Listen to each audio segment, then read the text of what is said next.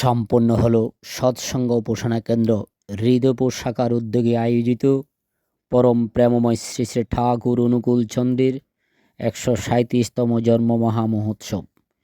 হৃদয়পুর কৈলাস মাঠে ২১শে ডিসেম্বর শনিবার সারাদিনব্যাপী বিভিন্ন অনুষ্ঠানের মধ্যে ছিল বেদমাঙ্গলিকী, নহবত, প্রাতকালীন সমবেত বিনতি প্রার্থনা, শ্রী শ্রী ঠাকুরের অমীয় গ্রন্থাদি পাঠ, শ্রী শ্রী ঠাকুরের ভোগ নিবেদন, সঙ্গীতাঞ্জলি, কীর্তন, মাতৃ সম্মেলন, শ্রী শ্রী ঠাকুরের ভাবধারায় সন্তান চর্চা, দীক্ষার প্রয়োজনীয়তা ও বর্তমান সমাজে পরম পূজ্যপাদ শ্রী শ্রী আচার্যদেব নির্দেশিত দীক্ষাপত্র সমীক্ষা, কর্মযজ্ঞের ব্যাপক প্রয়োজনীয়তা, মহাপ্রসাদ বিতরণ, সৎসঙ্গী সম্মেলন, পিতৃমাতৃ ভক্তি ও সেবা, তৎসহ আদর্শ সংসার ও সমাজ গঠনে সন্তানদের দায়িত্ব কর্তব্য এবং দীক্ষাপত্র সমীক্ষা, কর্মযজ্ঞের ব্যাপক প্রয়োজনীয়তা, কীর্তন ও সঙ্গীতাঞ্জলি, চরাগান, সাধারণ সভা, পরম প্রেমময় শ্রী শ্রী ঠাকুরের ভাবধারায়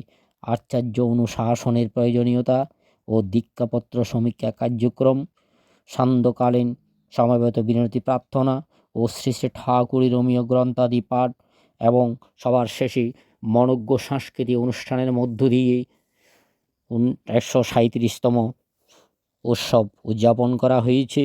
এইভাবে আগামী দিন আপনাদের সামনে চিত্র ধারণ ও ভিডিও দেখার জন্য YouTube channel @hindu18 subscribe, like, share, comment করে আপনাদের পাশে থাকার জন্য উৎসাহিত করবেন। জয় গুরু। আর জাদন করো, চমৎকার তুমি দেখতে পাবে।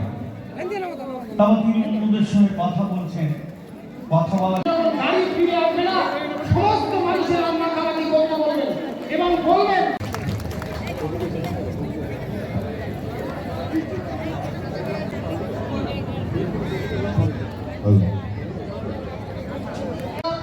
খুব সাড়ম্বরে আমরা দেখলাম বসেছিলেন। সবাই মেরিন নাগরিন ওই পতিতা বলে ঘৃণা করত। সে নিজের প্রাণ বাঁচানোর জন্য যীশু খ্রিস্টের কাছে দৌড়ে আসছে, পিছনে শত শত লোক এসছে যে ওকে আমরা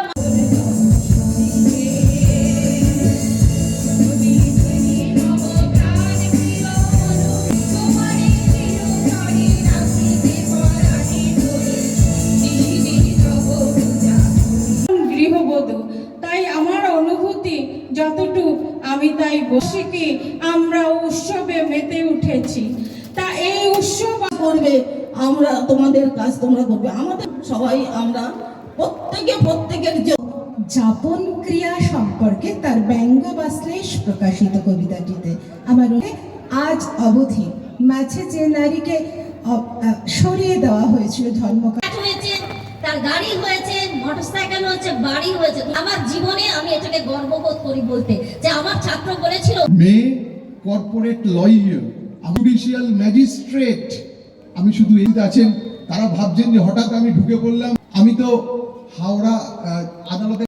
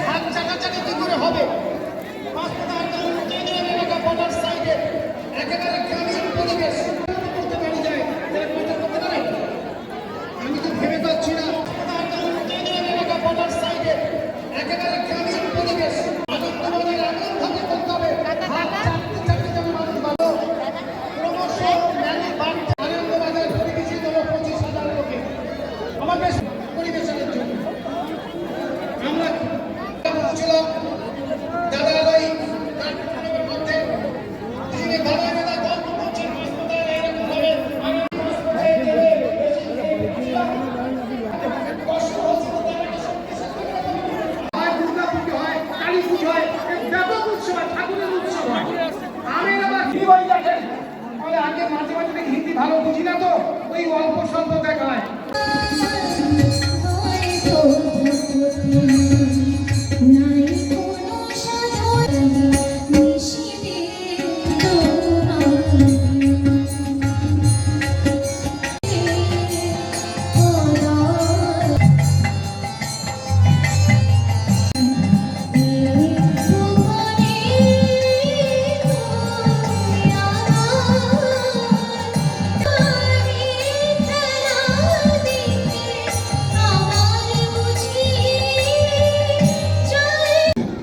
এটাই হচ্ছে অনাবিল আনন্দ। পরম পূজ্যপাদ শ্রী শ্রী আচার্যদেব যখন আমাদের আনন্দ করার কথা, এবং আপনারা যারা এখানে এসেছেন সে আনন্দ আমরা কিন্তু, আপনি ধরে নিন আপনার মৃত্যুর আগের দিনটাই হচ্ছে ভালো দিন, তখন সেই ব্যক্তি ফকিরকে পাল্টা প্রশ্ন করছে আগের দিন, আর সেই আনন্দ দিন আমাকে এতদিন পর্যন্ত আনন্দ করতে হবে। এইভাবে যদি অনুভূতি নিয়ে চলতে থাকে,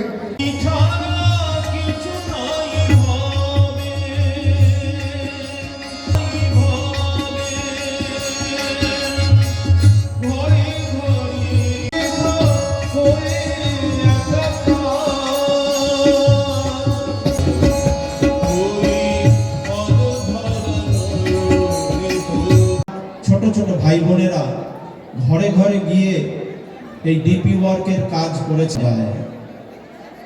এই মুহূর্তে আমাদের মধ্যে কিন্তু একটুতে শ্রী শ্রী ঠাকুরকে অনুভূতি করা যায়, আচার্যদেবকে কিভাবে খুশি করা যায়। সবার সর্বাঙ্গীন মঙ্গল প্রার্থনা করে আমি আমার ইষ্ট প্রসঙ্গ শেষ করলাম। জয় গুরু।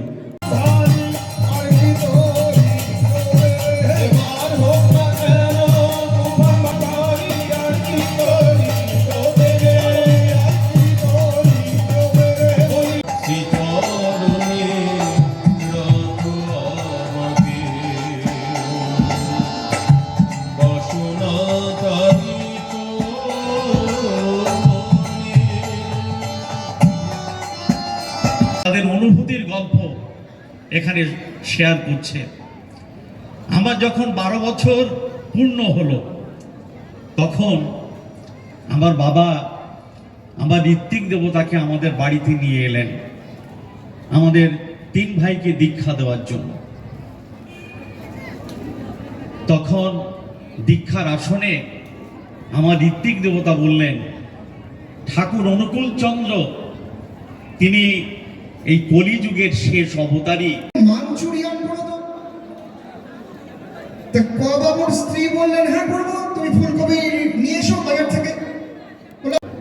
কেন তুমি তো বলেছিলে আনবে, তোমার একটু হুঁশ নেই, খেয়াল নেই, বিয়ে করেছো বলে কি মাথা কিনে নিয়েছো, ওইটাও আমাকে করতে হবে। এই নিয়ে তুমুল অশান্তি। এটা বলায় যে ওই বিবাহের প্রথম বছর স্বামী বলে স্ত্রী শোনে, আর দ্বিতীয় বছর স্ত্রী বলে স্বামী শোনে, আর তারপরের বছরগুলোতে দুজনে চুরিয়ান খাবে। ভক্তি বাগিস, তার উপর ভক্তিও এসছে, কিন্তু কর্মহারা ধর্ম প্রাণ আজ গবিতেই আস্থা শুধু, জাহান্নমেই তাহার স্থান। একদম জাহান্নম। ওখানে কি বললেন? পাথর পেছল নরক পথ। আমরা ভাবি অনেক কিছু, মানে এটা করলাম তো আপনারা গিয়েছেন আমাদের এই প্রোগ্রামটা এত ইচ্ছা ছিল বৃষ্টির জন্য মা ভাই বোনেরা রয়েছে এখানে। আজকের যে অনুষ্ঠান এখানে দেখছেন আপনারা, ঠাকুর অনুকূল চন্দ্রের 137তম জন্ম মহোৎসব পূজ্যপাদ শ্রী শ্রী আচার্যদেবের আশীর্বাদে এবং পূজনীয় অবিন্দার উৎসাহে এই অনুষ্ঠান আজ উদযাপিত হচ্ছে। সারাদিন বিভিন্ন মাঙ্গলিক অনুষ্ঠানের মধ্য দিয়ে আজ এখন আমরা সাধারণ সবাই উপনীত হয়েছি। তারপরে এখানে সান্ধ্যকালীন প্রার্থনা, মিনতি প্রার্থনা, এরপরে একটা সাংস্কৃতিক অনুষ্ঠান আছে। বহু মানুষ এই দুর্যোগকে উপেক্ষা করে আজ হৃদয়পুর সৎসঙ্গ উপাসনা কেন্দ্রের তত্ত্বাবধানে যে উৎসব ধর্ম মহোৎসব চলছে সেখানে উপস্থিত হয়ে আমাদের এই অনুষ্ঠানকে সার্থক সুন্দর সাফল্যমণ্ডিত করে তুলেছে। এর জন্যে আমরা প্রত্যেকের কাছে ভীষণভাবে কৃতজ্ঞ। আমরা প্রত্যেকের জীবনের স্বস্তি বৃদ্ধি এবং শান্তি কামনা করি পরম প্রেমমায়ের রাঙা রাতুল চরণে। জয় গুরু।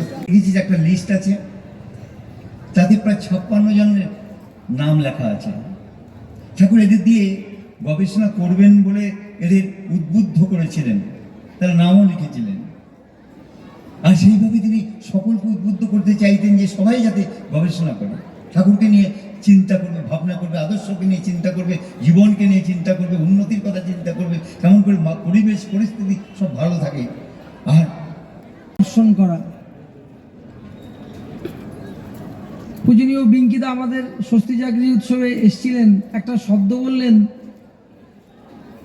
ঠাকুরের মানুষ যারা তাদের মধ্যে কোনো বৈরিতা নাই।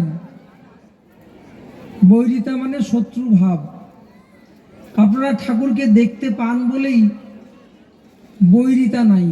বৈষ্ণব শাস্ত্রে একটা কথা আছে, যত্র যত্র নেত্র পড়ে তত্র তত্র কৃষ্ণ স্ফুরে।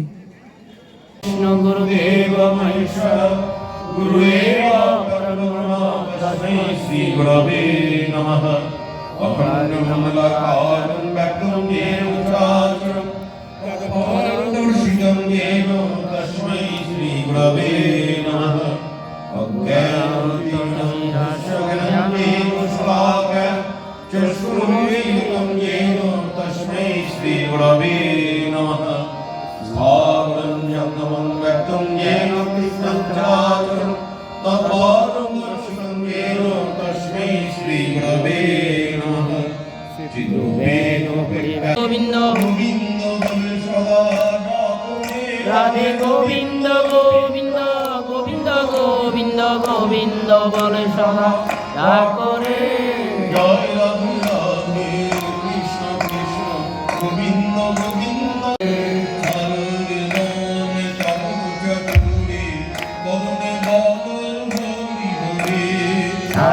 রে মৌন খবর চতুরে বদনে বল হরি হরি। হরি নাম পরম বর্ম জীবের মূল ধর্ম, ধর্ম কুকর্ম চাররে। জয় রাধে রাধে কৃষ্ণ কৃষ্ণ গোবিন্দ গোবিন্দ।